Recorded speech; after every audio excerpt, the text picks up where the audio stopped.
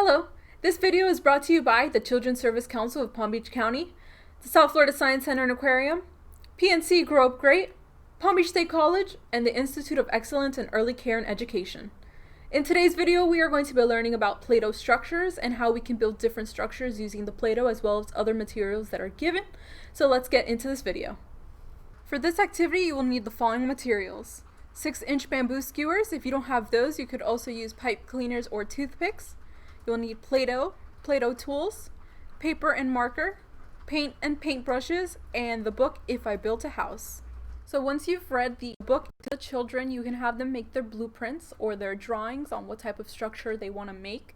And you can kind of talk about how this is in real life and how builders have to do this first. They have to grab their blueprint, make their blueprint first, and then they're able to grab their materials, and then they're able to make their structure. So once the children have finished their blueprint, you can give them their Play-Doh and their skewers or their pipe cleaners or toothpicks, whatever you guys are using, and they can start building their structure.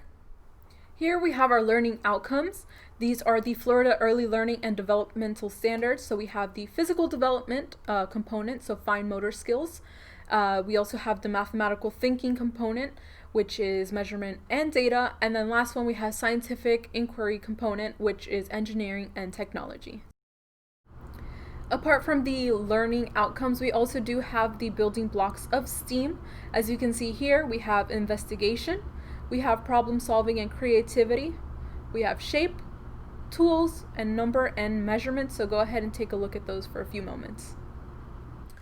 So now we are going to begin by making our structure. So this is where you're going to pass out their materials, which is the Play-Doh and their skewers, pipe cleaners, or toothpicks. In this case, I will be using toothpicks to show you a little demonstration.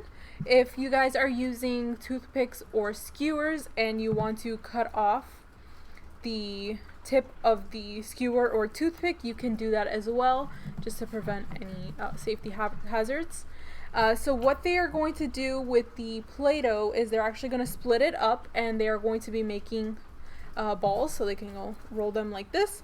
So they can make as many as they need, and again, this is where their blueprint or their drawing is going to come in of what structure they wanted to make originally. So they need to use their math skills and count how many toothpicks do I need and how many Play-Doh balls do I need to make this structure. So I am going to be making a very simple one.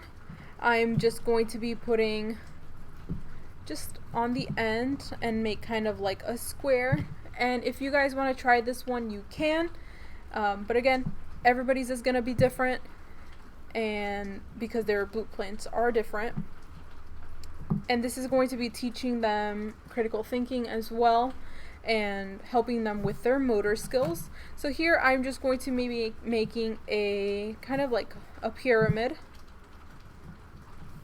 and I'm going to bring these in, and I'm just going to put one other one like that. And this is just my example. Again, you guys can follow this one, or you can do the ones that they made. So go ahead and do that now.